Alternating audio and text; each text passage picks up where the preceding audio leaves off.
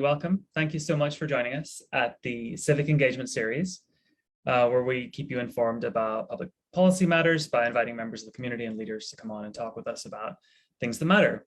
My name is Eve Huang. I use she, her pronouns. I'm a member of the GSBA Board of Directors and also a member of the GSBA Policy Council.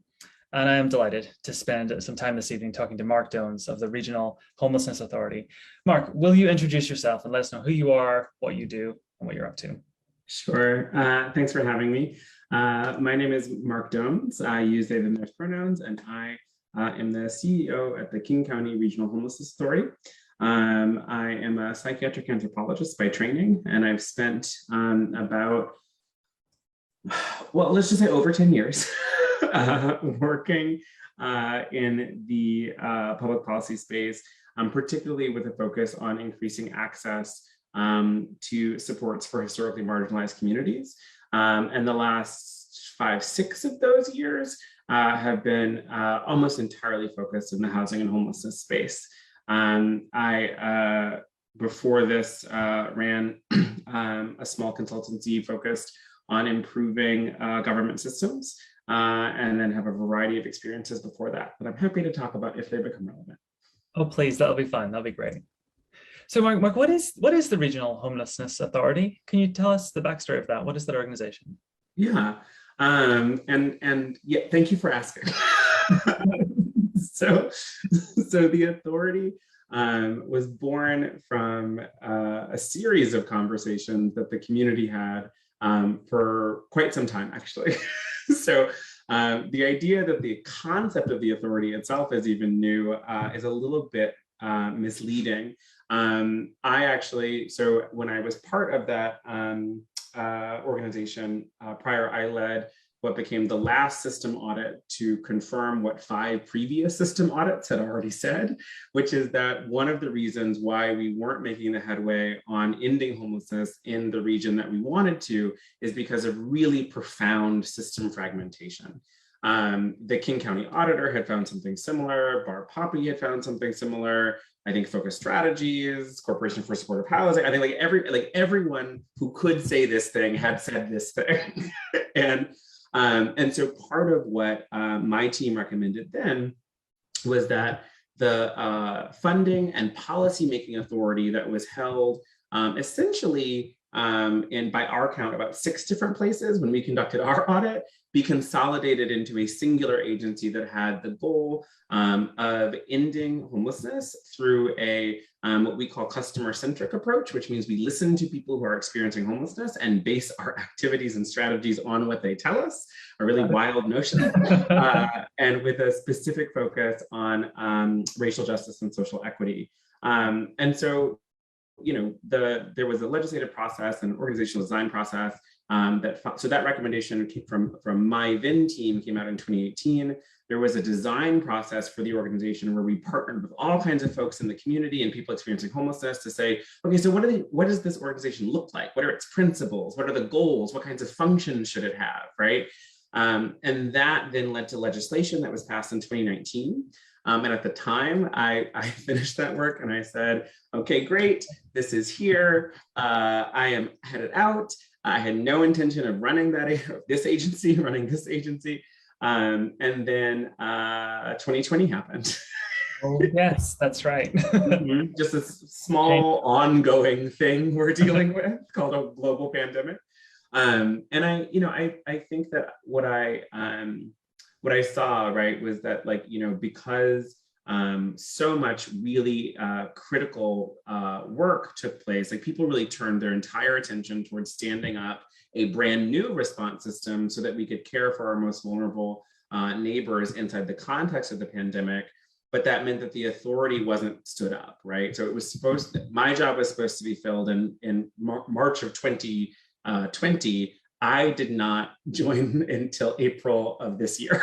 Oh, wow. So I saw that the work that the community had really put a lot of heart and soul and hope into was not moving forward, not through lack of intention, but just because we were so caught up in that vital pandemic response work. And so because of that, I decided, it made sense to throw my hat in the ring. And here we are. I gotta say, I'm so glad to hear that you have such experience with this agency and with the context within which it's operating, because it's one of the things that I think that is a concern. Very much so, we need a regional approach. And, you know, as people who live in Seattle know, like, we're not very good at regional collaboration. So can you talk a little bit? I certainly would never say that. I don't know what you mean. We love our process for sure. We do. We do love a process. But can you tell me just sort of really, what I really want to understand is just like, when we say regional homelessness authority, like, what does that even mean? It's such a vast area. There's so many different housing domains in that area. Help us understand like how this works or why this works. Yeah, so it is a great question. And I think that oftentimes, particularly for folks who don't work in this space, right? Like it can feel quite complex. And I will be honest that I don't think we do a good job making it feel accessible. I think we speak in government and we do a lot to make it seem like it's very arcane when in many ways, the work that we do and should be doing is quite straightforward. The authorities created through a legislative action that was undertaken by the city of Seattle and King County that took all of the funding that both jurisdictions spent on homelessness and homelessness response and consolidated it along with the respective policymaking authority. So our job is to set policy and fund programs in alignment with that policy for the region. That includes all 39 jurisdictions, including Seattle, as well as unincorporated King County. And all of that now falls under our purview. When we talk about regionalization, though, and I think that's a really core question here, because so much of our work around housing and homelessness in this county has been focused on Seattle Metro. And I think, quite frankly, to the detriment of one, just frankly, acknowledging the really hard and good work that people in other jurisdictions within the county are doing. And then two, I think to the detriment of acknowledging and understanding that there are people who are experiencing housing instability and homelessness all across the county, right? It's not just Seattle, it's not just downtown. This truly is a county-wide issue. And in fact, right, the best estimate we have in terms of the number of people who need our support is close to, if not exceeding 15,000. And oftentimes, right, when we have that conversation just in the context of Seattle Metro, we don't hear that whole number. And so we don't understand the frankly vastness of the crisis and why we must act with such urgency. Mm-hmm. So when we think about homelessness in Seattle, there's a sort of very visible face of homelessness. But I don't know that that's true across the whole region. Is homelessness different in different towns and cities, or are we basically dealing with the same problem, just sort of distributed? No, it is very different. And I think that the differences are, it's one of those things, right, where it's like, sort of every square is a rectangle, but not every rectangle is a square, right? Like there are some basics that are the same, right? Like, so, homelessness as a phenomenon in this country is the direct result of economic injustice and racism. It's just those two things. Like, and I think oftentimes, right, like, we have the conversation, through the lens of, it's substance use, it's behavioral health, but, and I take a little bit of umbrage with that, particularly, so as a person, I have some pretty severe mental health issues. I've been open about that. I'm a queer, non-binary Black person. I've dealt with a lot of what America can offer, and through all of that, right, like I have in fact been successful in part because I have been housed, right? And many folks experience significant psychiatric or substance use issues, but they're housed. And so the outcome is very different.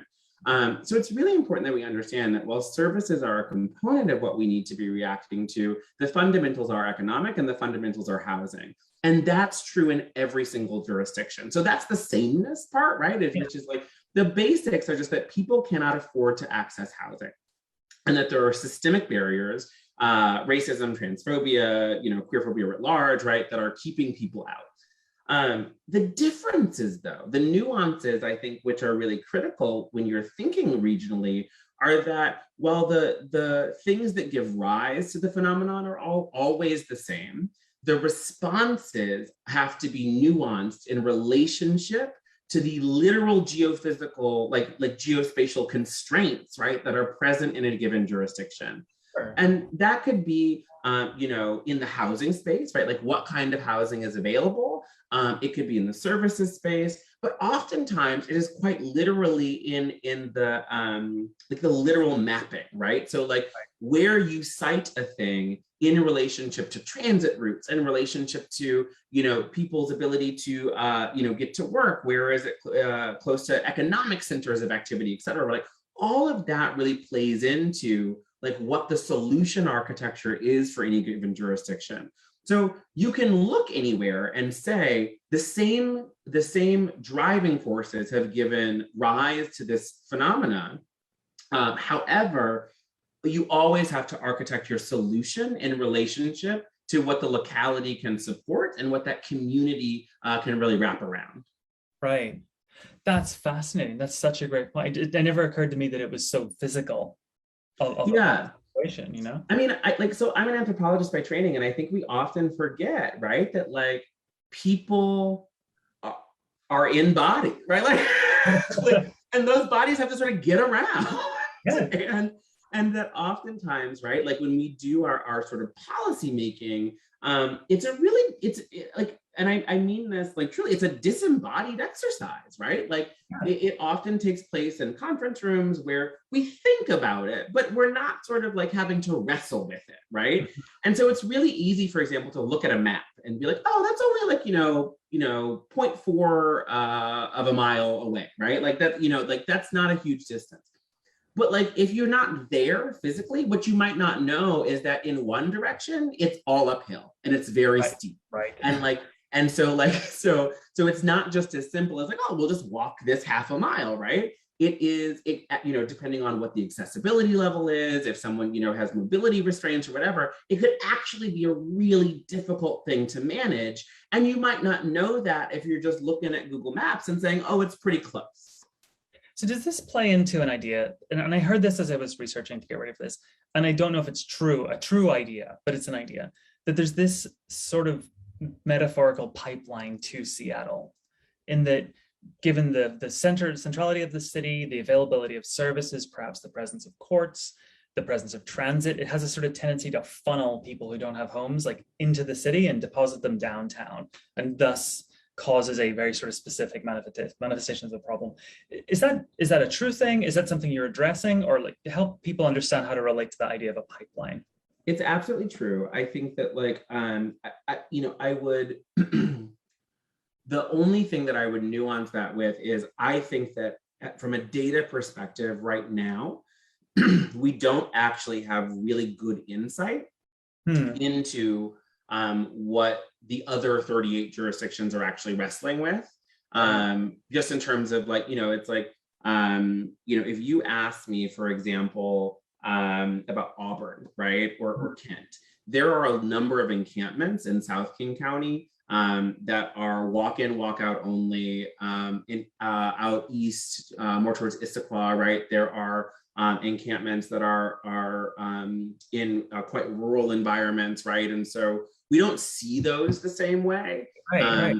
But don't have good data on the number of people. So I think it's always important to sort of, again, everyone is unique, and I also want to give the appropriate latitude to saying like we're all wrestling, right?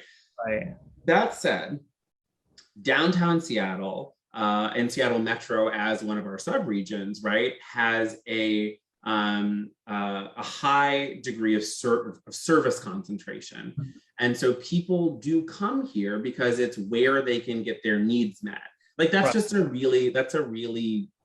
that's normal decision making, right? Like you go, like it's like if people are like, hey, Dones, like why do you go to that supermarket? It's near my house, it has all the stuff I need, right? Like and that, if that second part has all the stuff I need, that's the most important part of that sentence, right? Because like I probably would go someplace farther away if the nearest place didn't meet all those needs. So one of the things I think that we do need to address, and that my agency is focused on, is elevating the capacity in communities around the region. We have a goal of getting to a system where wherever you experience housing instability, the resources to support you are also there, right? So you shouldn't have to skip 3 towns over to get access to a thing. You should be able to access the support you need to stabilize in the community you're already in and to stay there if you want to, right? So I think that like it absolutely is an accurate representation. But again, I think the solution, and I hear this a lot from folks who are concerned, right? That like, that what that means is we sort of replicate downtown Seattle everywhere. And in reality, what we're saying, right, is that like, no, and in fact, right, like downtown Seattle wouldn't feel that way for a lot of folks if people weren't forced to come there for the things that they need. Right. And we can do better. Yeah. I'm really struck by how compassionate that is, that if you're living in a place and you have friends and you have connections and you have a relationship to that space, having to lose your home is one thing, but then losing the entire place to have to go somewhere else to get services must be another stress. And that's one of those sort of compounding stress effects. Yes. By letting people get the support they need in the location where they are, it's really, it's quite generous. That's what I'm really struck by is how like supportive of the whole person that is. Thank you. I appreciate that. I think, I hope that while I'm in this position, my tenure in it is characterized by a desire that is actually manifest in our policy making and our action to build systems and to sort of get government to work in a way that sees people's humanity first, and rather than sort of stress testing that humanity and demanding like that you prove who you are and what you need over and over and over again, or that you meet us on our terms, right? That we say instead, right, like you're experiencing one of the most profound crises a human being can experience. There's no space in our response for anything other than profound compassion. Yeah, I can only imagine how stressful it is. You're having to deal with this really important event in your life, and now you have to locate documents and prepare forms and find a place to submit. Like, how can you possibly do that? Yes. I've had to change my name as a transgender person. I've been through this process, and it's complicated and it's long and it's weirdly expensive and it's difficult. And I have a 40-hour-a-week full-time job and a home, and I can organize myself to do it, and it's still hard. I mean, I really appreciate that. Like you said, being customer-centric, meeting people where they're at. Yeah. There is a topic I wanted to talk about. I was going to say this for a little bit later, but I actually think it's really relevant to where we're at right now. It's very important to the GSBA community, which is the topic of LGBTQ plus homelessness. Yeah. What strikes me is the same thing that we were talking about with people experience homelessness in place. When you're an LGBTQ person, you have a sense of being separated from the world that comes naturally, not for everybody, but for a lot of people. You lose your family, you lose your partner, you lose connections. And then you experience discrimination in the world, but you also have the expectation of discrimination in the world, these additional burdens and barriers that are getting placed upon you. And then when you have to address homelessness, that's yet another thing. Mm-hmm. So how do we as a region specifically care for this community? And I realize we want to care for everybody, and there are uniform approaches, but it seems like there's something here that's special that we really need to attend to. And how do we accomplish that? Yeah, I think that's an excellent question. And I think that sometimes I think I have to be careful not to get emotional because I'm also very personally moved by this, right? Like, and I think that like there's that tension always between specificity versus broad. And I hope, if nothing else, that what folks hear from me tonight anyway, or this evening, is that you deserve specificity from your government. That is a thing you should expect, right? That like the different people need different things. And we don't have difficulty making that real for middle class folks, right? I often say that, like, you know, we're very good at doing, like, you know, my Spotify, for example, can spit out like these bespoke custom playlists, right, based on like a couple likes a month, right? Yeah, right. And they're always spot on. They're very right, like, we should be able to do the same thing when someone is in crisis or has a need, right? Like we can do better in 2021 than these like very generic, I always say sort of like burlap sacky approaches of just like everybody gets the same thing and sort it out. So I think that's important to start with. With regard to the LGBTQ community, our community in particular, there are some very specific needs, and we need to be able to account for them. And part of what you just said, which I think we have struggled with in the policy space for some time, but I think we can and are doing better already, is around stuff like chosen family and the ability for the system to see you for who you are, and to support that community integration, rather than say, you know, oh, it's, you know, this is not a blood relation, or et cetera, and so you can't access services or supports in that way. I think, you know, going beyond just that thing that you immediately made me think of, I think that we can sort of tranche out some of the things that are really important. One is at the sort of bookends of life, right? Like our LGBTQ young folks and our LGBTQ elders, we don't have good stuff, right? Like we frankly have done in the last, let's say 6-7 years, a really good job of elevating the discourse around LGBTQ young folks. And I think we are beginning to have, you know, better support. I'm really heartened by just the number of young people I interact with who like know who they are, right? Like, No, tell me about it. Right? Like, then when I compare that to like me in my 20s being like, oh my God, am I not right? Like, know that word, right? Just the ability to sort of have that conversation at fluency. I feel really good about that. I also feel good about what we are building out at the system level in terms of our ability to then respond to young people in that way. I think we need to do some things that are much more intentional, actually, again, in the physical design space. I think that, you know, we live in an aggressively gendered world in physical space, right? Yeah. In order to support LGBTQ young people, I mean, all LGBT, but particularly our LGBT young people who are experiencing homelessness, like they need a space, right, that like doesn't conceive of them first through gender, and particularly not through binary gender, right? Right. And so thinking about, you know, I was fortunate enough to work on some projects across the country, particularly in New York and Massachusetts, that really focused on listening to trans and gender expansive folks talk about like, okay, this is what this space could look like to support me better. And I think that we can really build in that direction.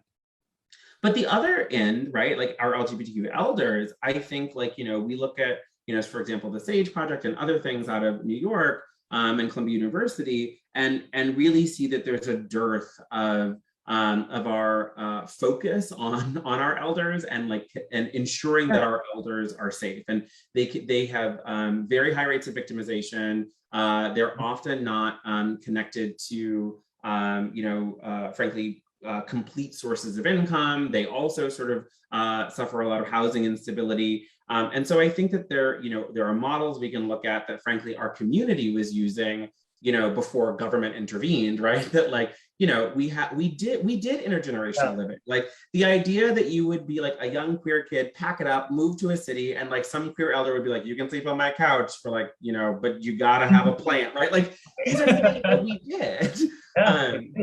and we can, you know, I think that like one of the things that government and in particular my agency, again, while I'm privileged enough to helmet, should look at, and we are looking at, is how can our work sort of layer into what the communities are already doing to support themselves, right? Mm-hmm. So with the LGBTQ community, how can we support that like sort of intergenerational community response fabric, right? With you know, the Black community, right? Like looking at faith pillars and other spaces where people have historically collected and deployed capital to support each other. We're doing the same thing with our Native and Indigenous you know, folks, right? Of just like, what are the things that you already do that rather than us trying to invent a new thing for you, right? We can really layer into. And the last thing that I'll just say about LGBTQ folks broadly is that like, for me, it is critical that like trans and gender expansive folks are like really at the center of that conversation. I think that like it is, I don't want to be, you know, a downer, but the mortality rates are unacceptable. They're unacceptable, and we have to do better. Like we cannot allow for the you know life expectancy of a trans woman to be like 35. Like that is a nightmarish thing to have to say out loud, right? And so if we are not really centering those who are most harmed and saying, again, like, how do we work with you to architect the thing that is in need, then I don't think we're actually doing our jobs. Yeah. What I got from what you said was the importance of partnerships, to really be able to identify groups and individuals that you can work with, but actually be able to bring them forward and set them up. Yeah. And I want to ask, for example, there's a agency that operates shelters that is known to be a religious organization. It's been known to be an organization that operates sex segregated shelters that has in the past discriminated against transgender people. I also know of an organization that is led by, I will name them because I love them so much and I'm happy to plug them, the Transgender Women of Color Solidarity Network, who have bought a bus. And they're using this bus as emergency housing for members of the community and struggling to find a place to locate it. To park it. To park it, right? I mean, this is the disparity there with this dominant institution that we can't trust. And here's this small grassroots organization is really struggling to do something that really makes a difference for the people that they know and that they live with and they're directly in their community. Do you really see that it's possible to sort of address that balance, to kind of lift these organizations up? I mean, can you talk about it? Like, what can we do? I think, yeah, I mean, I think like, you know, like the reality is that the first thing we can always do is we can identify and make funding opportunities available for these small organizations, right? And my team has a really explicit focus internally as we ramp up to identify and support small, you know, 3-person community organizations at becoming connected to these government funding streams so that they can stabilize and they can, you know, deploy more resources. I also think that, like, you know, again, going back to like the 15,000 number, that is a crisis where, like, you know, I've said this to some of our religious institution partners, no one cannot be doing their part when that is the number of people who are experiencing homelessness.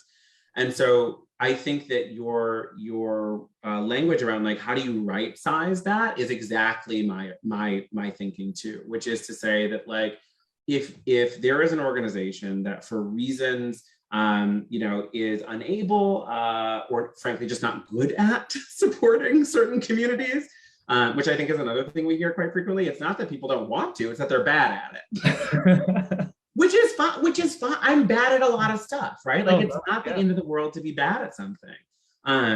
But we do have members of our community who are good at it and are ready to do it. And so how do we create a system that has that sort of no wrong door capacity so that, like, if I show up someplace And, say, I'm me and I'm no longer a young person and I walk into a youth shelter, right? Like that space isn't for me. But the people there, right, if they were supported to do so, could theoretically get me to where I should be, right? Yeah. And right now, we're not helping our providers actually activate in that way, right? Like they don't have the support necessary in order to say, okay, hey, you walked in this door and like we can't help you here, but like we can get you to where you can get the support that you're after. And oftentimes right now, because we don't have the resources in the system, that just looks like, here's a slip of paper with an address on it that's like halfway across town, right? We can do better than that, but we have to provide the resources to folks so that they can say, this is not the right place, but we're going to get you to the right place because every door is the right door. Then it really is about looking again, like, in order for that final door to be truly a place that a person has access to supports that they need, we gotta resource them. And we have to say, like, for our populations that are disproportionately impacted, Black folks, Native folks, LGBTQ, particularly again, trans and gender expansive, that like the communities that are doing that work have to be resourced to do it at scale.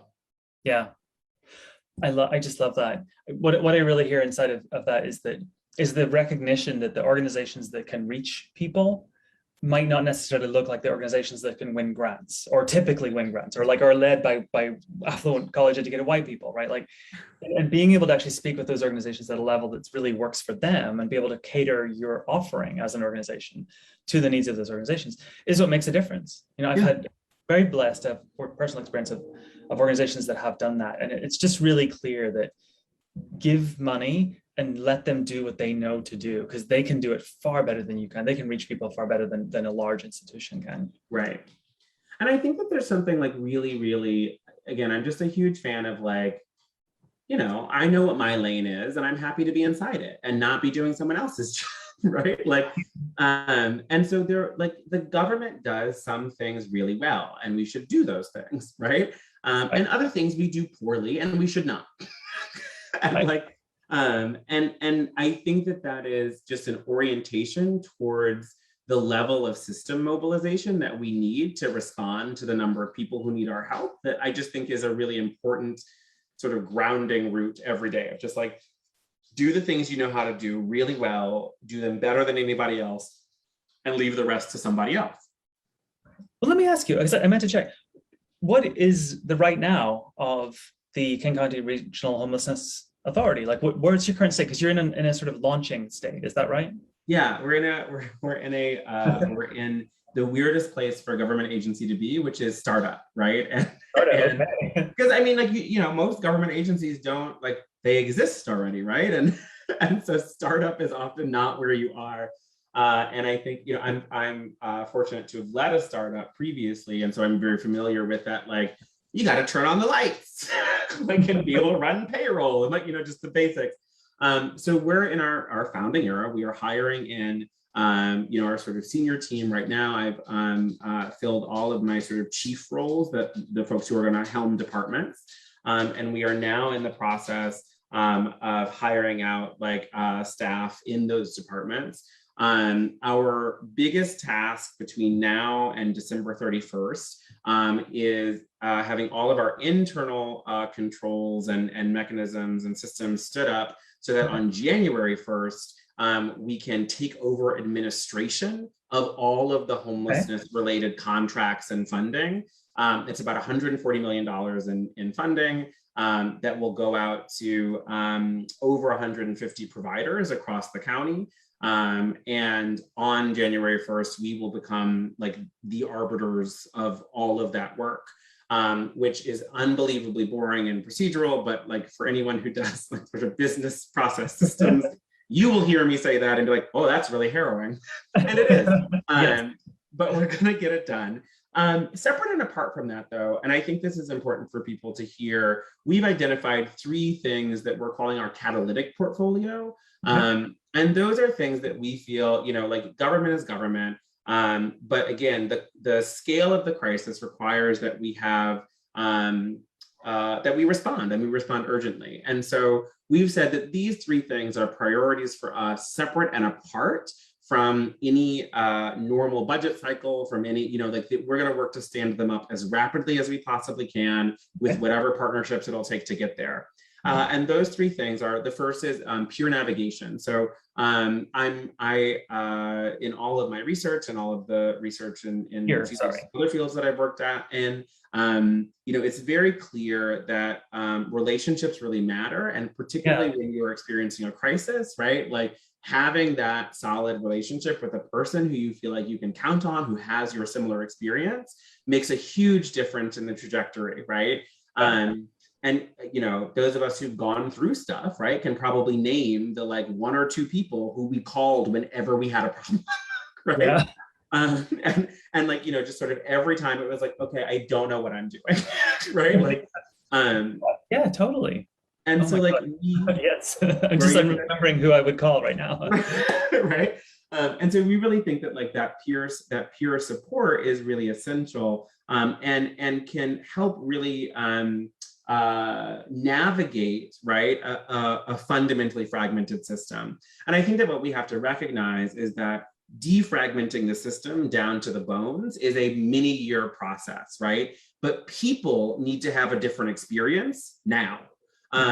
And how we can make that happen is by building the relational infrastructure so that someone who has navigated some of the same stuff that you're trying to navigate is able to sit with you and say, okay, like, yes, I also have had to make that choice. Here's how I made it. Here are some things that I learned that like, you might benefit from. I remember, for example, when we were talking with trans and gender expansive folks in New York, and they were saying like, look, like, yes, like it's great that someone was able to help me, become Medicaid eligible or whatever. But when it came time to pick plans, what they didn't know and what I had to find out later was that some of those plans cover things like, gender affirming therapies, and others don't.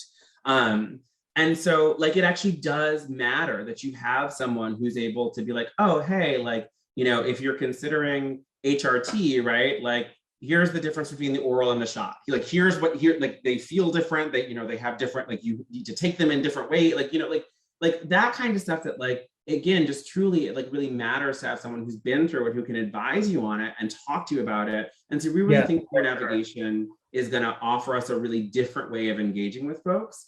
The second thing we're really focused on is data. And so we're really, we call this our sort of by name list item. But in reality, what we're after is more than just a list of names. We want to know, who's out there, what do they need, what's our plan for that? And if we don't have a plan, why not, right? Like what do we not have in our system so that we can advocate for it or fund it or do something differently? For us, those two buckets are interrelated though, because I really do think that what we've heard from people experiencing homelessness is that we ask them too many questions that don't correlate with any benefit, right? Like, and I think you and I probably both mentioned this, right? Right, where like you're just constantly being asked these hyper invasive questions that have no bearing on what you're there to do. Like, and so I think that like we really need to like our peer navigation framework gives us an opportunity to change when and how those questions are asked, right? So that rather than it always being a stranger who's asking you, but to have it be this one trusted person who's like, okay, like if we're gonna go in here and get this thing, then they're gonna ask you these questions. You should decide right now if you're comfortable with it. And like, if you want me to come with you, and like, I'm happy to, sort of fill out the form and, drop it, like blah, blah, blah, blah, blah, right? But that I think, like data at its core is not just, it's relational, right? Like, and we should, I think, acknowledge that inside how we look to collect it. But we really do need that granularity to know who are the 15,000 people who need our support and what are we doing. And then the last thing on our list, just to be brief, is housing, because it turns out shocker. We have this wacky notion that people who are experiencing homelessness wouldn't be experiencing homelessness if there was housing. And what we've noticed in the system is that there's a missing middle, so to speak. And so we've sort of been referring to this as our bridge housing initiative. But essentially, right, like we have shelter and then we have permanency. The permanency options are supportive housing, low income housing, permanent supportive housing, various vouchers and subsidies. But there's kind of nothing between shelter and that stuff, right? And so administratively, what we've said to people, and even if, right, like we've never said it out loud, is while you wait for whatever the thing is that you're trying to access, you can either wait in shelter or wait outside. And as I think, you and probably many of the folks tuning in tonight know, right, like those wait lists can be years long. And so, when we, I've interviewed folks who are living in encampments, and, it's not that they haven't tried to access housing, right? Like they are on a list, and sometimes they have been on that list for 3 or 4 years. And I think there's also a misconception oftentimes that folks are like, not working, or, many of the folks who are experiencing homelessness have full-time jobs. And it is truly, again, a combination of economic injustice and structural racism and queer and transphobia that like keeps people out of the things that they need. I think that our bridge housing work is very specifically focused on building capacity in the system so that you're not just stuck in this antechamber, so to speak, right? But like there is some place to go. So you go to shelter and you're like, hey, like, I need help, like da. And then you get a bridge housing placement. It is housing, right? And you can stay there until whatever the thing is that is for you comes online. So like, if you're waiting for a permanent supportive housing unit to come online, then you can be in housing until that PSH unit opens up, right? That's a great idea. That's the only way I think that we're really going to see what we all want to see, which is a reduction in people who are forced to live outside. Thank you. That's great. That's really amazing. I love that bridge housing idea. That was on the list of different housing types that I was researching this. Like that didn't show up, but that makes perfect sense. There's something I have to talk about. I want to talk about, but I have to talk about. And I know it's just it's just a thing. But I work with the GSBA. We're a very compassionate LGBTQ chamber of commerce. So we have lots of members who own street level businesses, and they're just very concerned about their business. They have to operate in a pandemic. They're dependent upon the street for the source of their customers. And the visible face of homelessness, especially in Seattle, is challenging for people. And it's not unfair to say that that's challenging. Now, I don't know necessarily the question of safety. I don't know that unhoused people are necessarily less safe, but I definitely get that people have the experience of safety. And certainly there's the experience of littering and sanitation, and people, just meeting people who don't look like your customers and make your customers feel, and there's all this social dynamic gets interplay there.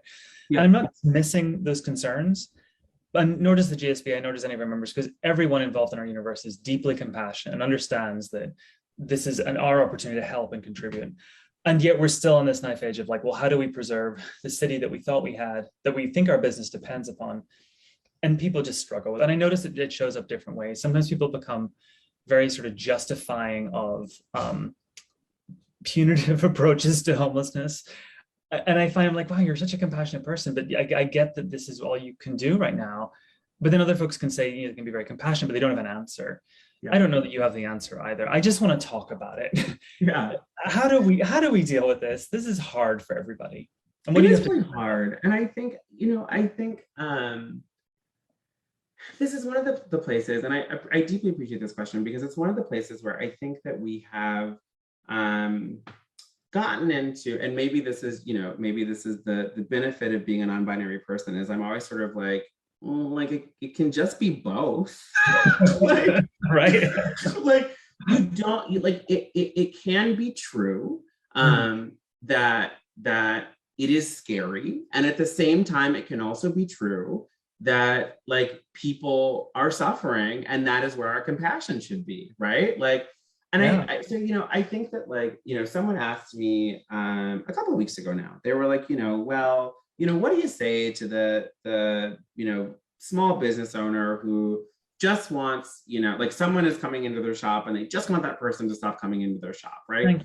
Yes. I said, look, I don't I don't know exactly what behavior we're talking about when we say someone coming to the shop, but like, let's assume, right, that we're talking about someone who's having, you know, a significant behavioral health issue. Maybe they're having, you know, some psychotic spectrum symptoms, right? And I said, like, honestly, I'm trained to deal with that. But if I wasn't, I'd be like, I don't know what to do here, right? Yeah. Like, and I don't think it's inappropriate to say, again, to your government, I'm in over my head and I would like some help.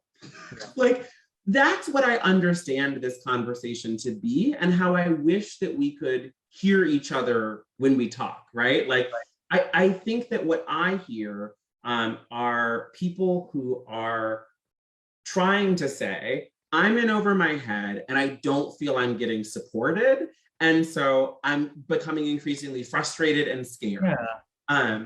And I have a lot of compassion for that, because I in my life have been in over my head and frustrated and scared. Yeah. And I don't think that it's appropriate that we say to, you know, everyone who wants to open a business or walk around, right, that they need to be trained in de-escalation techniques. Like, that doesn't make sense. So I want people to, you know, hear from me that I hear that, and I hear it very clearly, and I agree, right? Like, and so, like, something that our team is working on right now, we are going to send out invitations to, you know, be part of some convenings and some conversations, but we're putting together what we're calling our acuity plan and our safety plan. Okay. And the acuity plan is specifically in reference to folks who are having those complex behavioral health challenges. And what's become very clear to our team is that there are some providers who are really good at working with those kinds of folks, but the system is not good at supporting those folks, right? And so it's very catch as catch can. There isn't a pathway that can best support folks who are having those kinds of concerns. You know, I deeply appreciate, like, genuinely person to person appreciate your nuancing the difference between discomfort and safety, because many things make me uncomfortable that are not actually threatening me, right? But we do need to understand that, like, some things are happening that are unsafe. Like, yes. And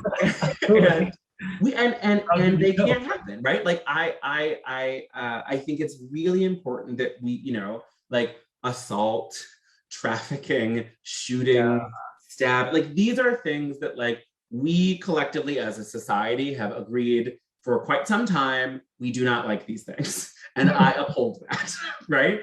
And I think that what's a real bummer is that the vast majority of that violence is actually perpetrated on people experiencing homelessness, right? Like, so we're really not, you know, there are incidents, of course, right, where housed folks are having really troubling interactions, but a lot of the violence really is, like, people experiencing homelessness are experiencing that violence. And so we need to have, and we are very clear that we are not a public safety agency, like, we are not law enforcement, but we need to have a plan. And so that's the other planning work that we're going to be doing, is, like, how do we appropriately identify gang activity, trafficking, intimate partner violence, right? And who in the universe of other agencies are we activating to help respond? Well, that's just wonderful. You have a talent for this, and I love it. It's taking something that looks like an issue and just teasing it apart a little bit so you can see the different pieces. And then once you can see them as pieces, then you can relate to them a little bit more differently. I just love what you said, being able to sort of approach a community or a neighborhood that's experiencing these challenges and be able to say, you know, some of this I expect you to be compassionate about. I expect you to be a good person about this problem these people are experiencing. Other parts of it, no, those are real problems and we need to solve those. And we're going to act to decipher, to understand what those situations are, and then mobilize resources to actually address them. That's very thoughtful. I really appreciate that. When it comes to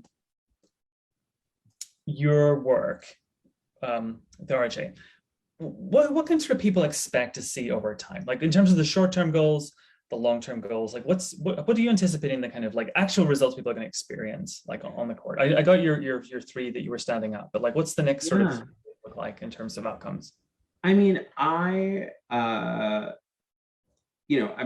go out on a limb here.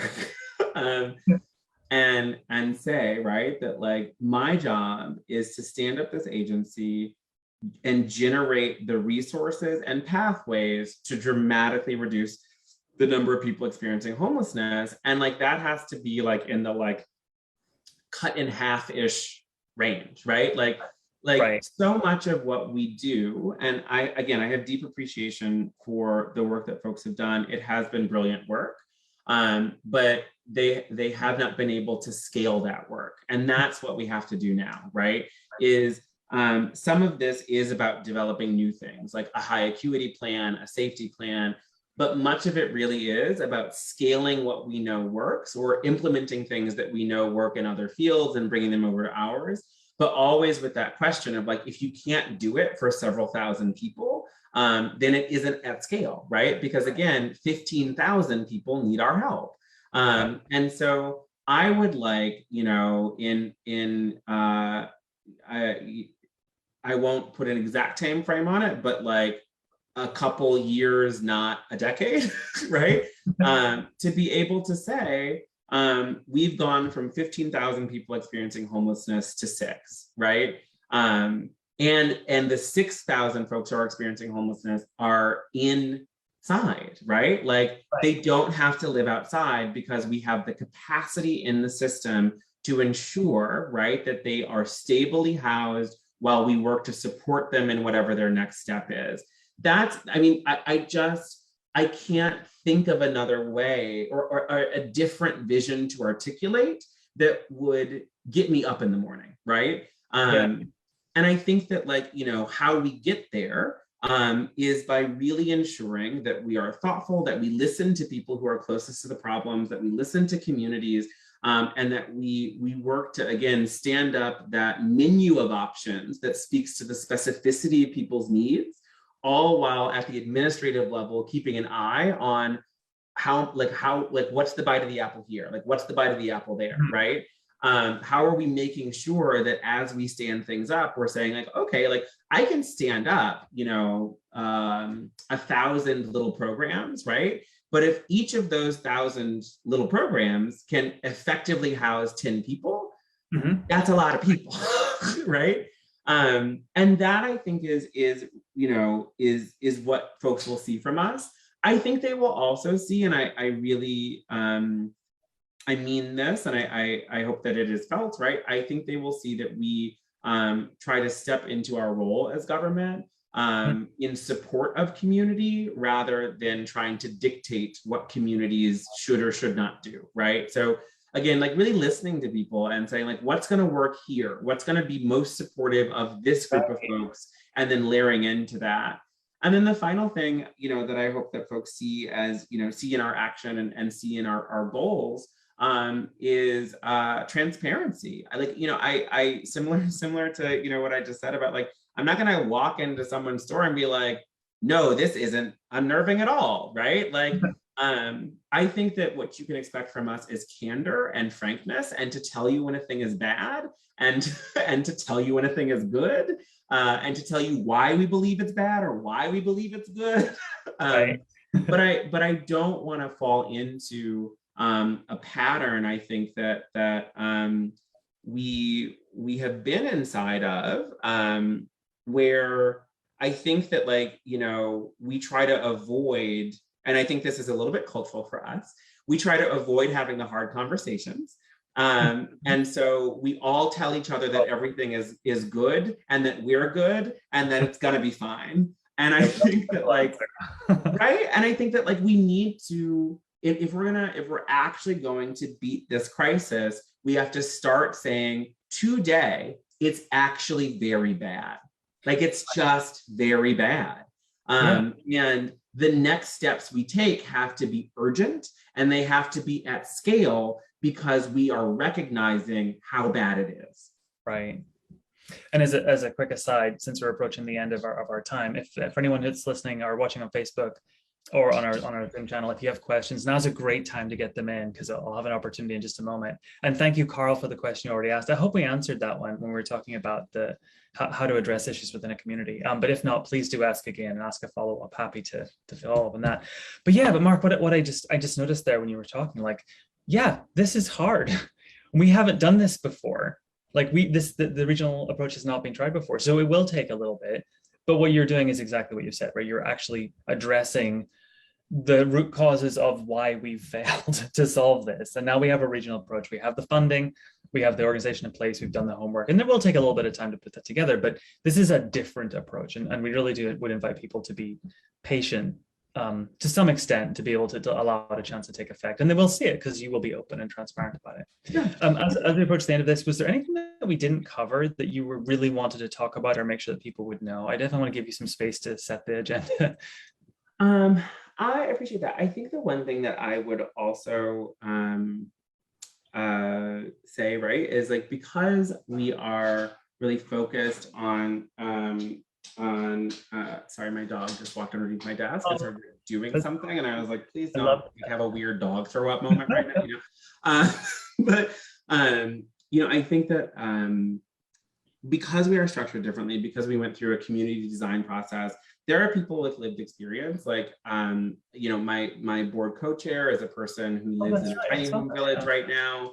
On our governing committee, we have multiple folks with lived experience of homelessness. As on our implementation board, we work routinely with a group called the Lived Experience Coalition, which is a coalition of people who are experiencing homelessness or have recent experiences of homelessness, to help, you know, sort of figure out what we're going to do. And so I think it's important that people hear really clearly that this idea of, you know, we should listen to those who are most impacted and actively partner with them is more than like good rhetoric. It is in practice for us. And it is another reason why I think that like people will see us, you know, taking, you know, perhaps stances that they might not expect, right? And like those stances are in direct relationship to what people who are living outside are telling us is or is not helpful.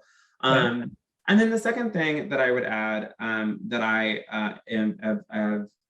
think is just important, right, is that inside all of this, I'm working to ensure that we, as a group of people, right, who show up every day and do this work, are also sort of teed up to be in authentic and collaborative relationship.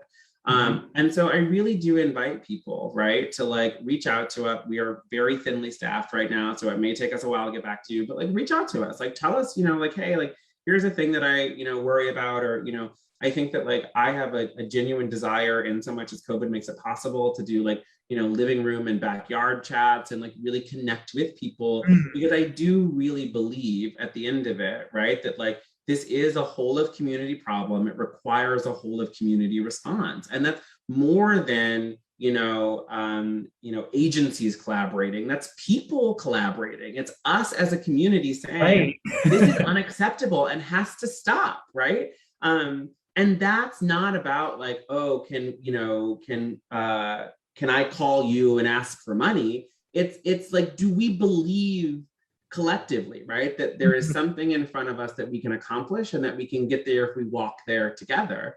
And so, you know, I really just want that to be, you know, maybe my closing note is like, I want us to take this walk together. I believe we can do something incredible. I believe we can help people who really need our support. And all that's between us and that reality is building the relationships with each other to do it. That's beautiful. That's really beautiful. Thank you. You know, there's really nothing I can say to respond to that. I wouldn't even try. I wouldn't even want to take them out. I love it. It's such a beautiful thing to say.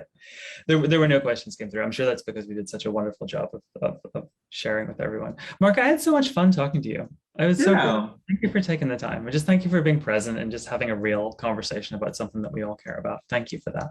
Thank you for having me. And I welcome the opportunity to come back at any time. If you or any of your members ever want to grab coffee or swing by our office, super open. That sounds great. I love that. Yes, and people can find you via your website, I'm sure. And all of your connections will be up there. And like you said, I love what I got was like, it's participation, right? You're not a spectator. This isn't happening somewhere else. This is you, this is your life. And if you're on the court, you can get connected, you can be part of this, and you'll value it, and you'll have such a great experience. And, you'll actually make a difference for people in the world. So, on your website and follow up, and hey, let's have you back sometime soon and we can talk about this again and see how we're doing. I would love it. Thank you so much. Thanks, Mark. Have a great night. You too. Bye.